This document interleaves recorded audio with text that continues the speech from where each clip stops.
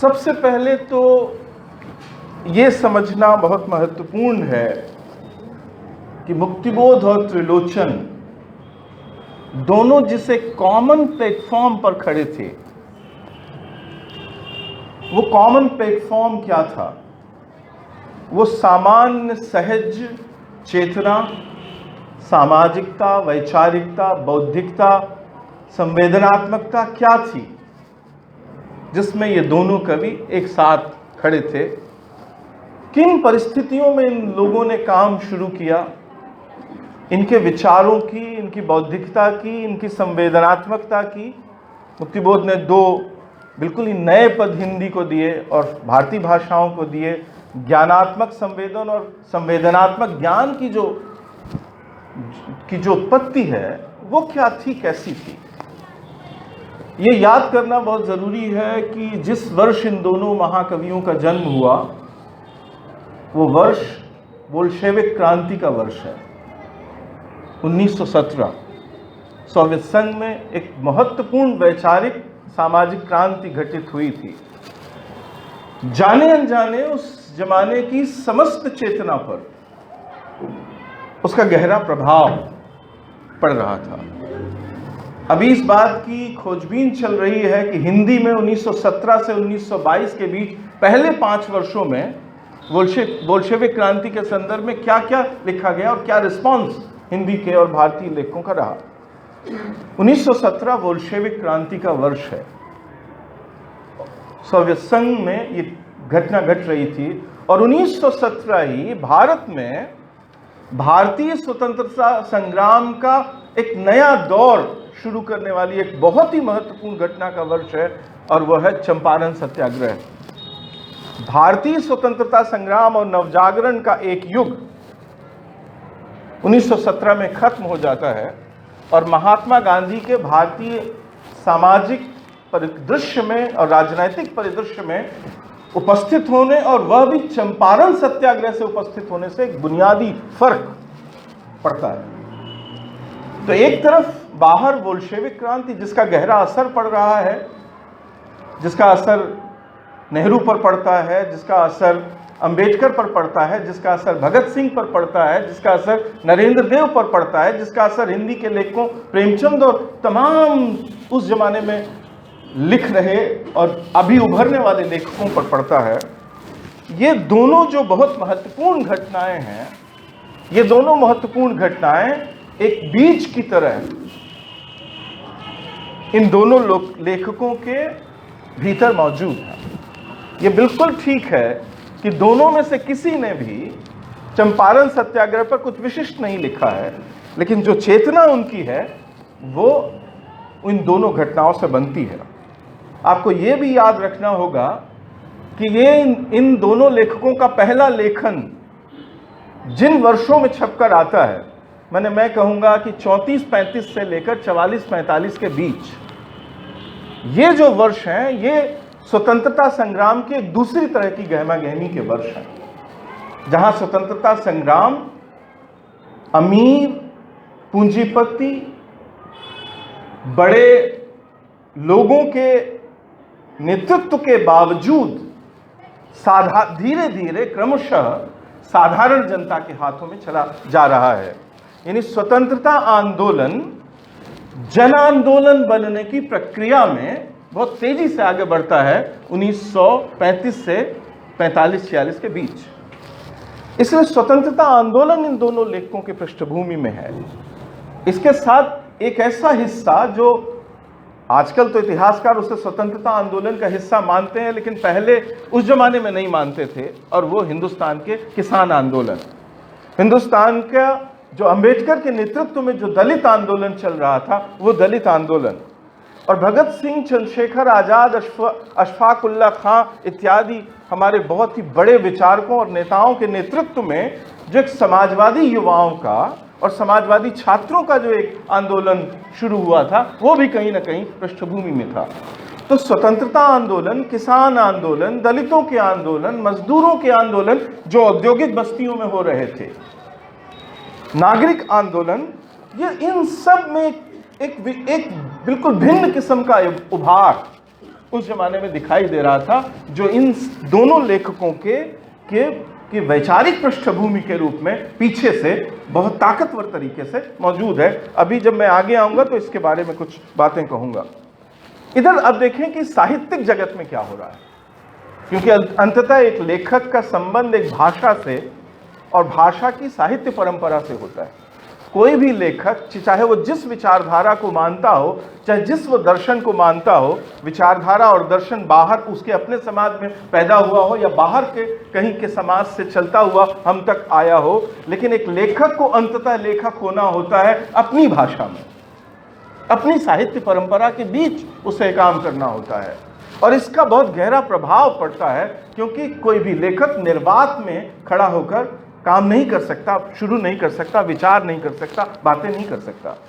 तो ये जो 35 ये जो वक्त है जब ये दोनों हमारे लेखक लिखना शुरू करते हैं, तो साहित्यिक जगत में क्या हो रहा है, यानी जिसका गहरा संबंध है मुक्तिबोध की वैचारिक साहित्यिक चेतना से, सामाजिक चेतना से, और त्रिलोचन की वैचारिक चेतना सामाजिक चेतना से। तो आपको ध्यान देना होगा, मैं सिर्फ दोहरा रहा हूं बातों को, कि ये वो दौर है जब हिंदी में सारा का सारा जो एक खास तरह के साहित्य का जो ढांचा था, उस ढांचे को लगभग तोड़ते हुए उसके समानांतर एक बहुत ही महत्वपूर्ण लेखक लिख रहा था, और जो धीरे धीरे अपनी पकड़, अपनी पहचान और एक उसका गहरा प्रभाव पड़ रहा था।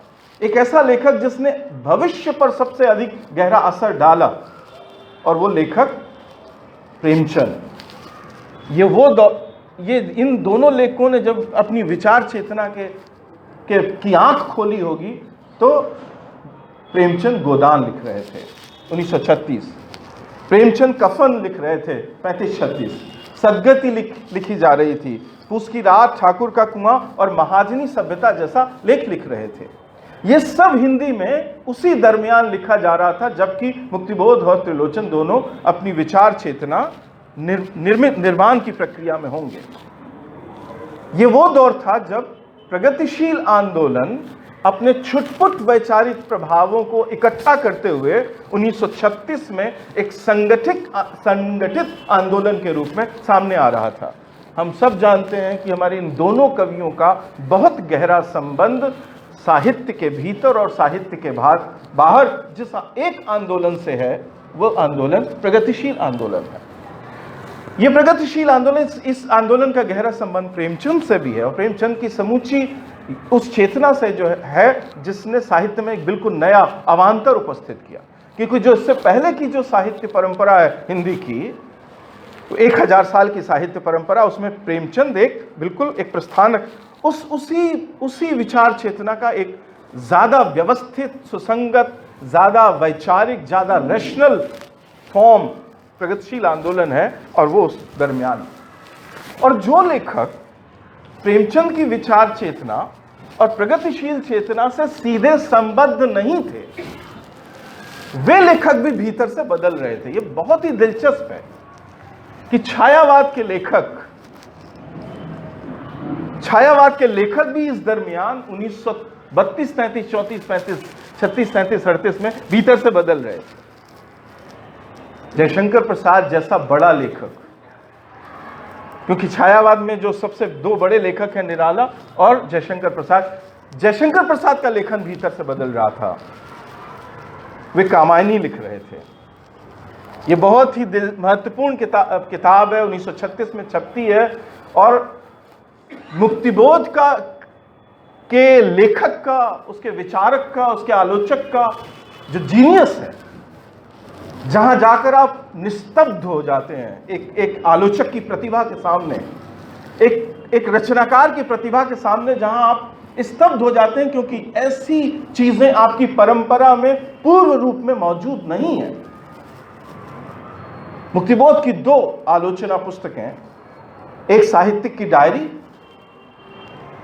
जिसे मैं निजी तौर पर रामचंद्र शुक्ल की आलोचना के बाद कविता की सर्वाधिक मौलिक आलोचना, सैद्धांतिक आलोचना मानता हूं।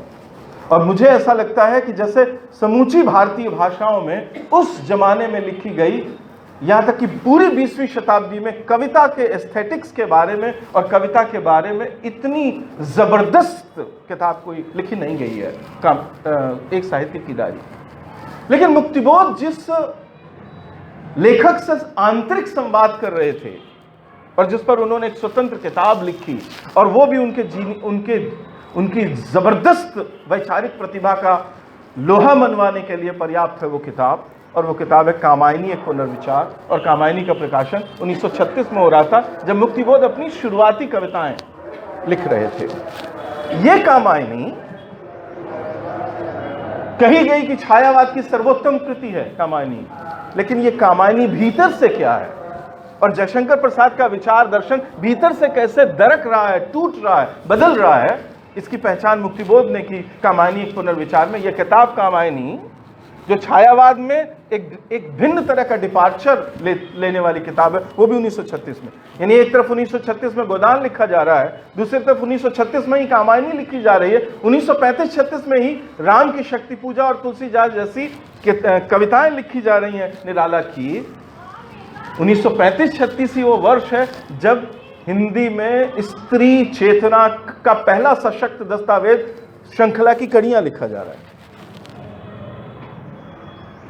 यदि स्त्री के बारे में मुक्तिबोध की दृष्टि का अध्ययन करना हो, क्योंकि कोई भी प्रगतिशील हमारा कवि, जो बहुत महिमा मंडित कवि हैं, केदारनाथ अग्रवाल जैसे कवि भी स्त्री के संबंध में निर्दोष कवि नहीं है। उनका दृष्टि और उनकी विचार धारा भी अंततः पितृसत्तात्मक ढांचे में ही ढली हुई है, भले ही वो सुनियोजित तरीके से पितृसत्ता का समर्थन ना करते हो। लेकिन ये मुक्तिबोध की रचनाशीलता में ये तत्व हमें नहीं मिलता कि वो कहीं से भी किसी भी तरह से पितृसत्ता के उतने गहरे प्रभाव में है जितने कि दूसरे हमारे प्रगतिशील कवि हैं। इसकी पड़ताल करनी होगी कि ऐसा क्यों है कि मुक्तिबोध की विचार चेतना ज्यादा सुसंगत तरीके से पितृसत्ता विरोधी है अन्य प्रगतिशील कवियों और उस जमाने के लेखकों की तुलना में, अज्ञे जैसे, नागार्जुन जैसे, केदारनाथ अग्रवाल जैसे बड़े लेखकों के मुकाबले। तो श्रृंखला की कड़ियां को आपको याद रखना होगा, और याद रखना होगा आपको एक बहुत ही महत्वपूर्ण किताब जयशंकर प्रसाद की, वो किताब ध्रुव स्वामिनी। ये सब कुछ हिंदी में उस दरमियान लिखा गया है जो मुक्तिबोध के एक विचार संपन्न युवक के रूप में उभरने के वर्ष हैं। सबसे जो महत्वपूर्ण चीज है जिससे हमारे ये दोनों कवि संबद्ध हैं, और दोनों कवियों की आंतरिक भिन्नताएं, संरचनागत भिन्नताएं, शिल्पगत भिन्नताएं, भाषिक भिन्नताएं और वैचारिक भिन्नताएं होंगी, हैं, अलग अलग हैं, उन पर हम बात कर सकते हैं यदि हमें ज़्यादा वक्त तक उसके बारे में बात करनी हो। लेकिन दोनों जिस एक सामान्य पृष्ठभूमि पर खड़े हैं, वो सामान्य पृष्ठभूमि, जैसा कि मैंने अभी कहा, वो प्रगतिशील आंदोलन और तत्कालीन सामाजिक राजनैतिक जन आंदोलनों से बनती है। इनके केंद्र में है किसान, इनके केंद्र में है मजदूर, इनके केंद्र में है दलित, इनके केंद्र में है युवा, और इनके केंद्र में है एक विचार दर्शन, जिसे आप चाहें तो मार्क्सवाद कहें, जिसे आप चाहें तो समाजवाद कहें, या कुछ इस तरह का मिलता जुलता। क्या नया हो रहा है जो इन दोनों कवियों की पृष्ठभूमि में काम कर रहा है और जिसमें ये आगे बढ़ते हैं? और वो जो सबसे गंभीर, सबसे नई बात हो रही है इस आंदोलन के समय में, यानी 1930 के बाद, वो ये है कि भारतीय समाज, उसकी सामाजिक संरचना, उसमें विन्यस्त, उसमें अंतर्ग्रथित, अंदर से ही बंधे हुए जो सामाजिक आर्थिक अन्याय हैं, उनके बारे में पहली बार हिंदी का लेखक इतना सचेत, इतना जागरूक होता है। वो उनकी पड़ताल करता है और उसका एक तरह का संवेदनात्मक वैचारिक प्रतिकार निर्मित करता है। भारतीय सामाजिक संरचना की पड़ताल और उसका प्रतिकार, एक तरह से उसकी बहुत ही कठिन वस्तुपरक आलोचना, भारतीय समाज के बेहद वस्तुपरक आलोचना, वो शायद सबसे बहुत महत्वपूर्ण चीज है जो इस दरमियान के लेखन में पहली बार हमें इतनी बड़ी मात्रा में दिखाई देती है। एक ऐसा भारत जो प्राच्यविदों ने बनाया था, एक ऐसा भारत जो इंडोलॉजिस्ट ने, भारत विद्याविदों ने बनाया था, एक ऐसा भारत जिसकी कल्पना औपनिवेशिक दबावों के तहत की गई थी, एक महान अतीत वाले भारत की कल्पना जिसमें भारत विश्वगुरु था, जिसमें भारत आध्यात्मिक गुरु था, जिसमें भारत सोने की चिड़िया था।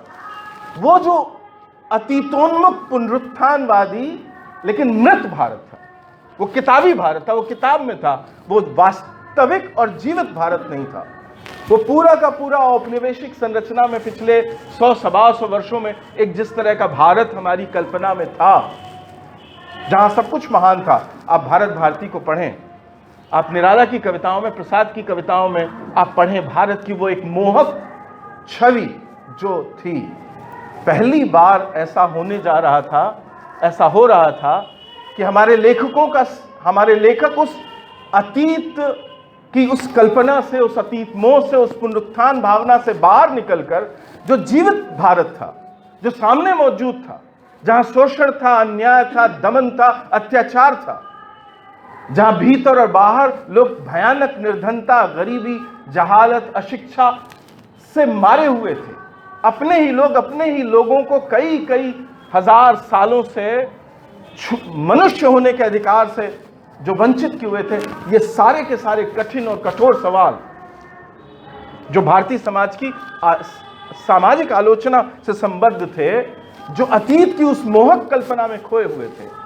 आप छायावाद में ये समाज की आलोचना, छायावाद की कविता में और छायावाद के दरमियान लिखे हुए उसी भावबोध के गद्य में आपको नहीं मिलती। लेकिन पहली दफा वो जो मोहक अतीत है, मोहक भारत है, महान भारत है, उसकी तुलना में ये भारत जो वर्तमान भारत है, सामने मौजूद भारत है, इस भारत की सच्चाई को केंद्र में लाना, और ये बहुत जबरदस्त और बड़ा काम था जो प्रगतिशील आंदोलन ने किया और हमारे इन लेखकों ने किया। इसलिए एक डिपार्चर, एक प्रस्थान बनता है, जिसे हम मोटे मोटी अपनी शब्दावली में कहते हैं कि हमारा साहित्य यथार्थोन्मुख होता है। हम यथार्थवादी होते हैं, हम अपने समाज की वास्तविकताओं के बारे में बात करना शुरू करते हैं, और वो कोई इल्यूजन, कोई विभ्रम, कोई कल्पना, कोई स्वप्न नहीं, बल्कि वास्तविकताएं हमारे साहित्य के, हमारी चिंताओं के, हमारे विचारों के, हमारी भावनाओं के, हमारी संवेदना के केंद्र में आ जाते हैं। ये एक बड़ा डिपार्चर है जो 30 से 40 के दशक के में हिंदी साहित्य में और भारतीय भाषाओं में उपस्थित होता है। तो ये जो एक शब्द में, एक पद में कहूं कि यथार्थ को एक केंद्रीय जगह मिलती है, वास्तविकताओं को केंद्रीय जगह मिलती है, और हमारा लेखक अपने ही समाज के प्रति एक गहन आलोचनात्मक, गहन वस्तुवादी आलोचनात्मक रवैया अपनाना शुरू करता है। इसलिए नए तरह की शब्दावली,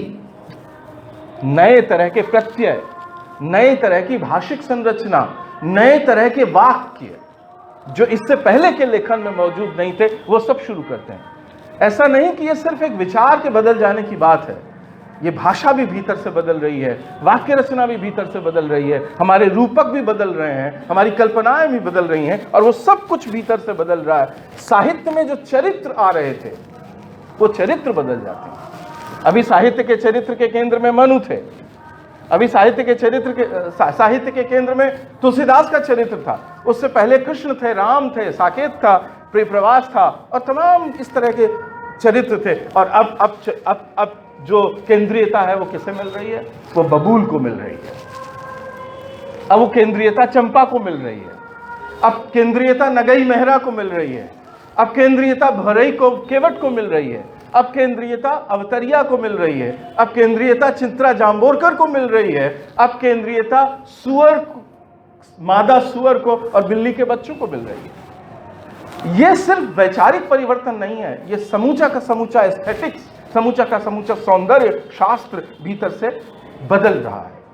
कुछ लोग, ज्यादातर लोग, जब पॉपुलर टर्मिनोलॉजी में हम बात करते हैं तो हमारे सामने ये मुश्किल होती है कि हम यथार्थ के वर्णनों की केंद्रीयता को और यथार्थवाद को अक्सर एक मान लेते हैं।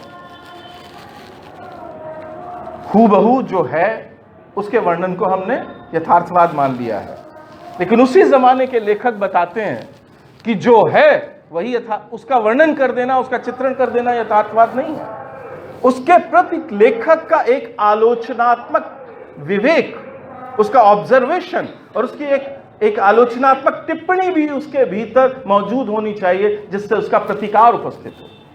तो आप गोदान में देखते हैं कि दलितों की जो भी स्थिति रही होगी, क्योंकि इतना बड़ा आंदोलन चल रहा था अंबेडकर के नेतृत्व में, उत्तर में अंबेडकर से ठीक पहले अच्युतानंद काम कर चुके थे 20 के दशक में, जो भी स्थिति रही होगी, लेकिन आप गोदान में जाकर देखते हैं कि दलितों की एक बहुत कमजोर, उस जमाने में तक कमजोर रही जाति, मैं जाति का नाम नहीं लूंगा, उस जाति का एक व्यक्ति समूची ब्राह्मण परंपरा और ब्राह्मणवाद का के प्रतिकार करता, वो पढ़ा लिखा नहीं है, वो साधारण गवई दलित शूद्र है, वो एक विशिष्ट ढंग से ब्राह्मणवाद का और ब्राह्मण सर्वोच्चता का प्रतिकार करता है, जब वो एक ब्राह्मण को उसके द्वारा किए गए अन्याय के बदले एक दलित स्त्री से प्रेम करने के, उसे छोड़ देने के प्रतिकार के बदले वो कहता है कि या तो तुम इस लड़की को ब्राह्मण बना लो, यदि तुम इसे ब्राह्मण नहीं बना सकते हो तो हमारे हाथ में यह शक्ति है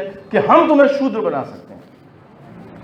और यह प्रतिकार वहां गोदान में उपस्थित होता है। मैं कह रहा हूं कि समूची की समूची कविता जो प्रगतिशील आंदोलन के जागरूक कवियों की कविता है, वो कविता हूबहू और वास्तविक वर्णनों की कविता नहीं है। वो उसके भीतर उस लेखक के ऑब्जर्वेशन, उसका एक क्रिटिकल आलोचनात्मक प्रतिकार भी वहां दर्ज है, जो वहां उपस्थित होता है। तो एक तरह का आलोचनात्मक रवैया, और ये बहुत महत्वपूर्ण है क्योंकि लेखक को अभी तक आलोचना करने का अधिकार उस तरह से हासिल नहीं था।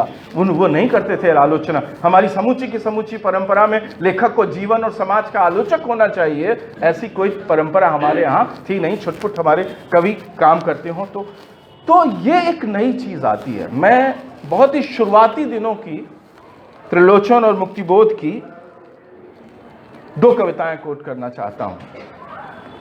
ये कविताएं बहुत महान कविताएं नहीं हैं, ये मैं सिर्फ एक वानगी के तौर पर प्रस्तुत कर रहा हूं कि कैसे उस जमाने के में हमारे ये दोनों लेखक उस पूरी विचार चेतना की प्रक्रिया के अंग थे। मुक्तिबोध की कविता है, मेरा ख्याल है कि 34-35 की 36 की कविता है।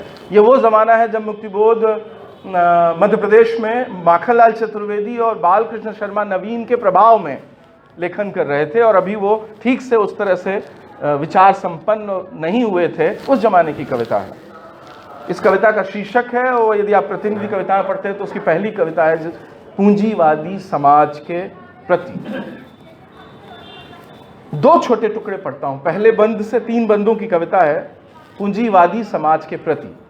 अब आप देखिए कि ये टर्मिनोलॉजी, ये शब्दावली कविता में आ रही है, पूंजीवाद आ रहा है। यदि आप पूंजीवाद की समूचे विचार उसके निरूपण से परिचित नहीं है तो आपको कठिनाई होगी। इसलिए आपको उसकी कविता के अर्थ को समझने के लिए पहले पूंजीवाद को, यानी अब एक हमारा लेखक अपनी पाठक से सिर्फ भावनात्मक संवेदनात्मक होने की मांग नहीं करता, बल्कि वो पाठक से मांग करता है, श्रोता से मांग करता है कि वो बौद्धिक भी हो। और इस तरह आधुनिक हिंदी कविता में इन कवियों के माध्यम से विशेष रूप से मैं ये योगदान मानूंगा मुक्तिबोध का कि वो बौद्धिकता का समावेश करते हैं।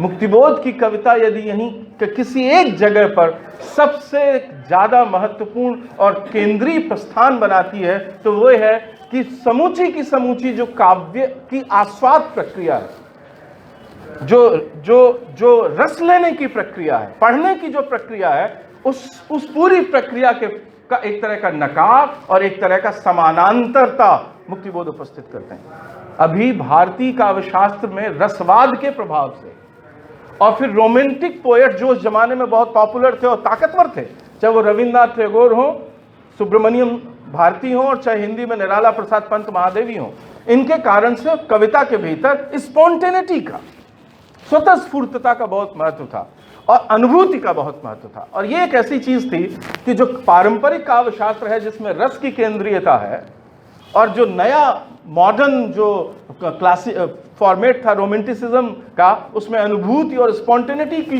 केंद्रीयता थी।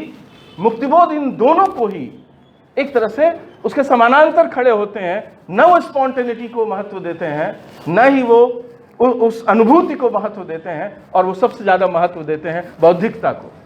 मुक्तिबोध का कोई भी पाठक सिर्फ भावनात्मक आधारों पर खड़े होकर कविता को न पढ़ सकता है और न समझ सकता है। उसे एक न्यूनतम स्तर पर जाकर इस दुनिया जगत के बारे में जिसे बौद्धिक होना कहते हैं, वो बौद्धिक होना उसे होना पड़ेगा। ये कविता देखिए, पूंजीवादी समाज के प्रति। इस 3 बंद है, मैं पहले बंद से 2 पंक्तियां पढ़ रहा हूं और आखिरी बंद से 2 पंक्तियां पढ़ रहा हूं। ऊपर वर्णन है कि पूंजीवाद की सुंदरताएं क्या क्या हैं, वो सारा सुंदरता का वर्णन है 6 पंक्तियों में।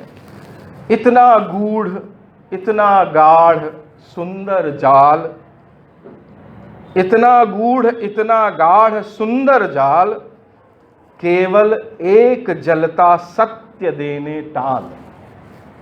एक जीवन का, समाज का एक जलता सत्य टाल देने के लिए ये सारा का सारा सुंदरता का वितान है जो पूंजीवाद ने रचा। केवल एक जलता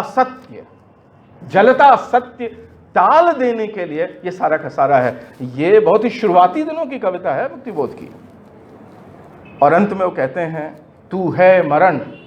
पूंजीवाद आज जो जमाना है 2014 के बाद, 91 के बाद और 2014 के बाद, ये पूंजीवाद के भयानक रूपों के विकास का जमाना है।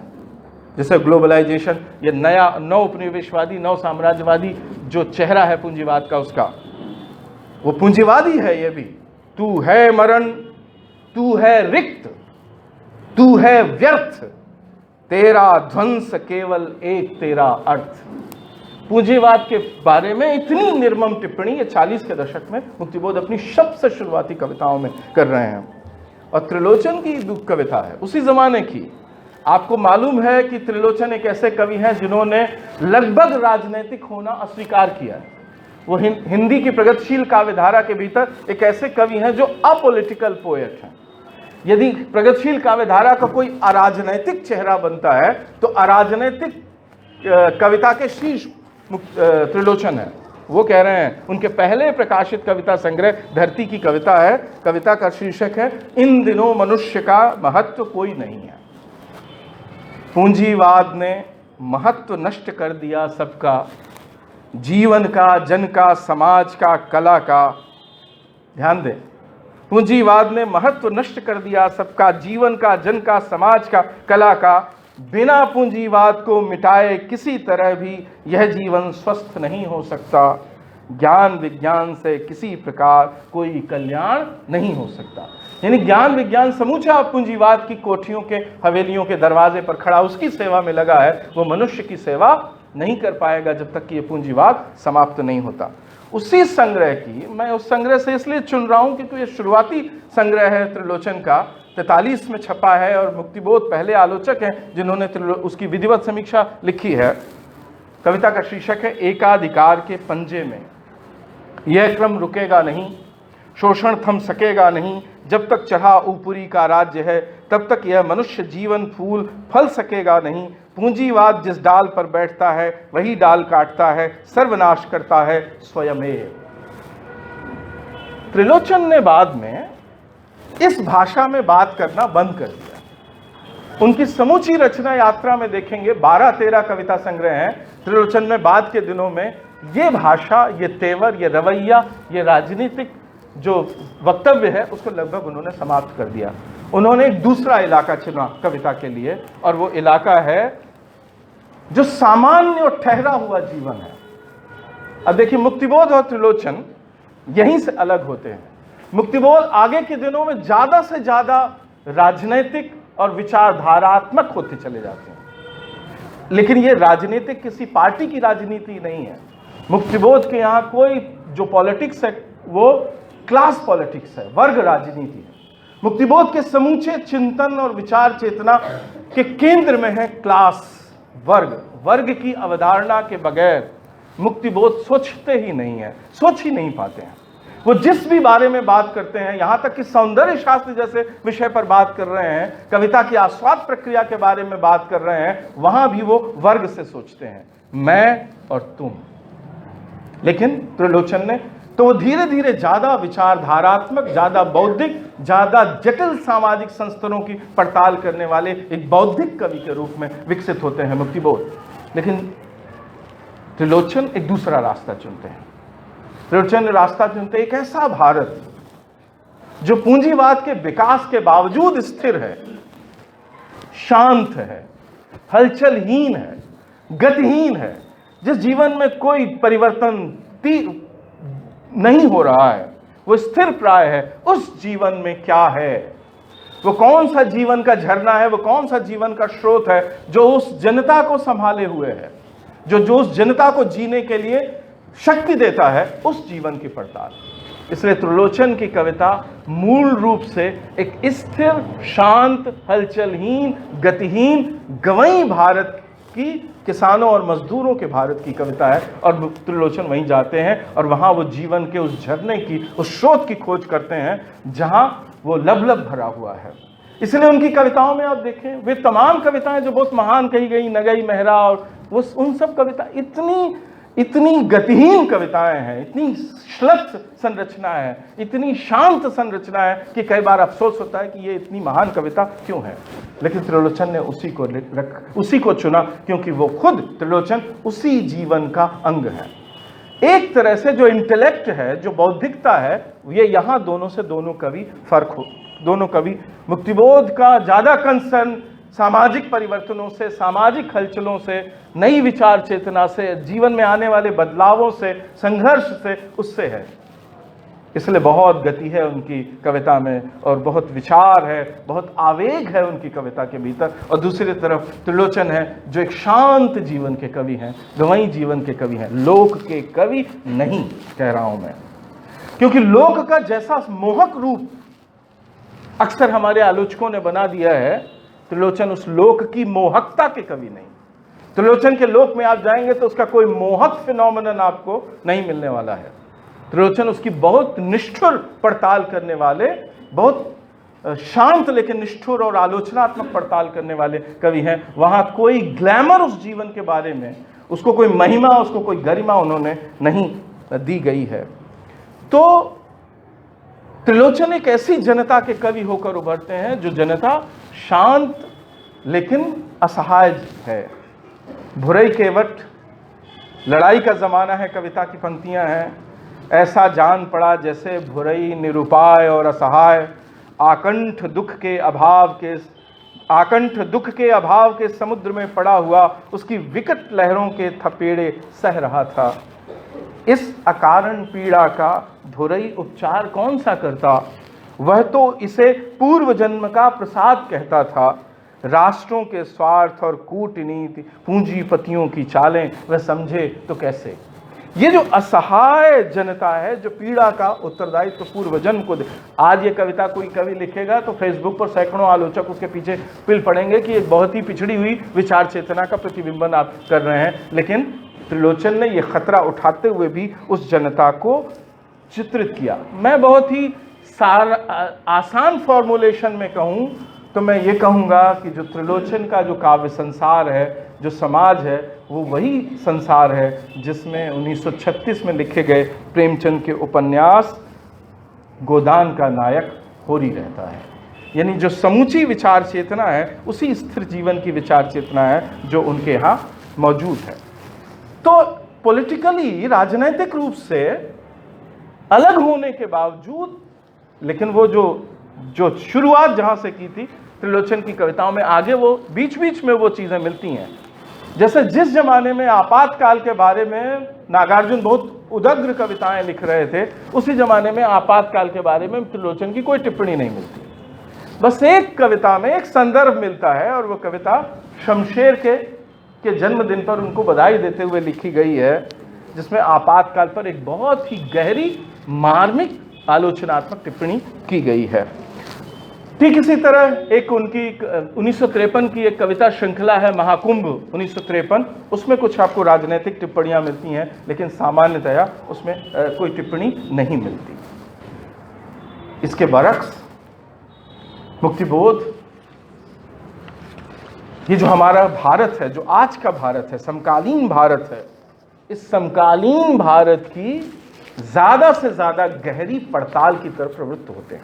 उनकी सारी बड़ी कविताएं, भूल गलती एक भूतपूर्व विद्रोही का आत्मकथन, मैं तुम लोगों से दूर हूं, मेरे लोग, स्वप्न कथा, और सबसे ऊपर अंधेरे में, भारतीय लोकतंत्र और भारतीय राष्ट्र राज्य के चरित्र की, उसके वर्ग चरित्र की इतनी गहरी, निर्मम और जन पक्षधर पड़ताल उसी जमाने में मुक्तिबोध कर रहे हैं जिस जमाने में त्रिलोचन गांव के स्थिर समाज की कविता लिख रहे हैं।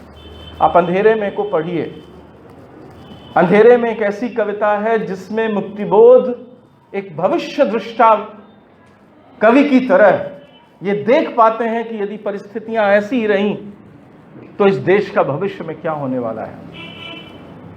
एक तरह से हम जिसे कहते हैं बहुत साधारण तरीके से कि समाज के फांसीवादी होने और राज्य के फांसीवादी होने की पहली ताकतवर एंट्री मुक्तिबोध की कविता अंधेरे में मिलती है, और राष्ट्र राज्य की और लोकतंत्र की एक जबरदस्त गहरी आलोचना मिलती है। शमशेर ने उनके पहले कविता संग्रह की भूमिका लिखते हुए लिखा कि अंधेरे में स्वतंत्रता पूर्व और स्वातंत्रोत्तर भारत का, आजादी पूर्व और आजादी पश्चात के भारत का दहकता हुआ इस्पाती दस्तावेज है। और ये कविता 50 वर्ष से ज्यादा, 53 साल बीतने के बावजूद ये कविता आज भी स्वातंत्रोत्तर भारत के बारे में एक दहकता हुआ इस्पाती दस्तावेज है। 2014 के बाद जो भारत बना है उस भारत की भी अनुगूंज, उस भारत के भी बारे में मुक्तिबोध को एक आशंका थी जो मुक्तिबोध ने अंधेरे में कविता में लिख दी है। मुक्तिबोध एक ऐसे कवि हैं जो निर्वंशीय कवि हैं। उनकी संरचना का अनुगमन कोई नहीं कर सकता, क्योंकि यह संरचना बेहद आत्मनिष्ठ व्यक्तिगत संरचना है। यह सामाजिक संरचना, फॉर्म सामाजिक नहीं है। त्रिलोचन का फॉर्म ज्यादा समावेशी है, उदार है। बहुत सारे लोग उस फॉर्मेट में, उस फॉर्म में, उस संरचना में कविता लिख सकते हैं। मुक्तिबोध की संरचना में वो कविता नहीं लिख सकते। अनेक बार लोग कहते हैं कि प्रगतिशील कविता में कला नहीं है, और मुक्तिबोध की कविता उबड़ खाबड़ कविता है। मुक्तिबोध की कविता बीहड़ कविता है। मुक्तिबोध की कविता में कला नहीं है। ये सिर्फ वो लोग कह सकते हैं जिन्हें आधुनिक दुनिया की आधुनिक कविता की संरचनाओं की ठीक ठीक समझ नहीं है। वो ये नहीं समझ पाते कि जब कोई कवि संरचना के क्षेत्र में डिपार्चर करता है, प्रस्थान लेता है, तो वो कैसे परिवर्तन करता है।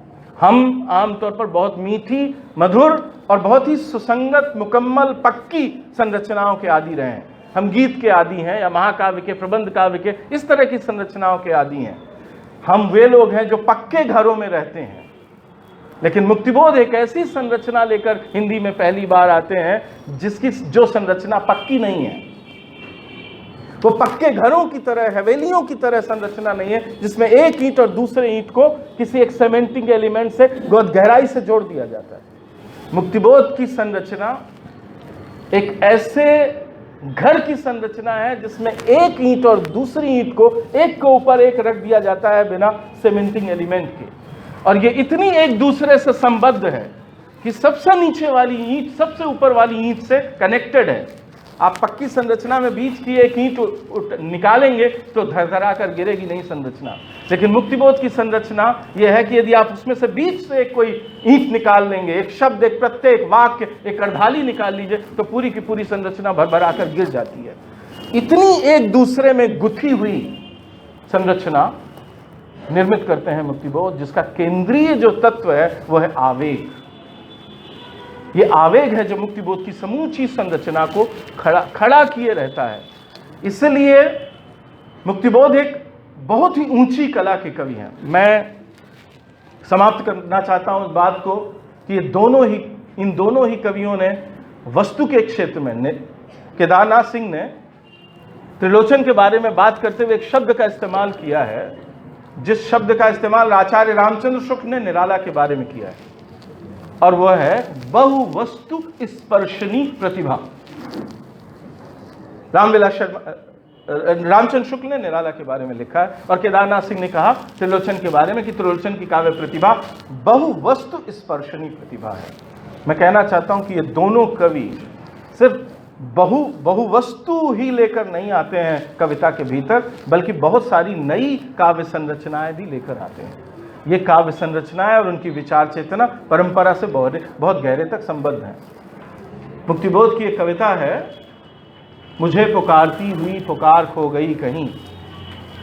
आप उसको यूं ही पढ़ते हैं तो आपको पता नहीं चलता, लेकिन जानकर आश्चर्य होता है कि ये संस्कृत के, वैदिक संस्कृत के एक बहुत ही मान्य छंद, जिसमें शिव स्त्रोत लिखा गया है, डमक डमक पंचचामर छंद जिसे कहते हैं, ये कविता उस पंचचामर छंद में लिखी गई, संस्कृत के छंद में। ठीक इसी छंद में शमशेर की एक कविता है, ये शाम है, आसमान धुआं, खेत है पके हुए अनाज का, गवालिया जल रहा ग्वालियर के मजूर का हृदय। ये कविता भी पंचचामर छंद में। ये कवि परंपरा से हटे हुए, उनसे विच्छिन्न कवि नहीं थे, बल्कि ये परंपरा का एक बिल्कुल नए ढंग का रूपायन कर रहे थे। और वो सिर्फ वस्तु में, विचार में नहीं, बल्कि वो संरचना में इस भी कर रहे थे। जिन लोगों को मुक्तिबोध में परंपरा के तत्व या बीज नहीं दिखाई देते, वो लोग शायद बुद्धिज्म को भारतीय परंपरा का अंग नहीं मानते। वरना एक कवि जिसकी सबसे केंद्रीय चेतना है, उनकी मशहूर कविता है मैं तुम लोगों से दूर हूं। उस कविता में ये पंक्ति आती है, सत्य केवल एक जो कि दुखों का क्रम है, शेष सब अवास्तव अयथार्थ है, मिथ्या है, भ्रम है। ये पंक्ति एक ऐसा कवि ही लिख सकता है जो भारतीय परंपरा में दुख के निरूपण को गहरे से जानता हो। प्रगतिशील हिंदी कविता भारतीय जनमन के प्रति अपार असीम राग और करुणा की कविता है।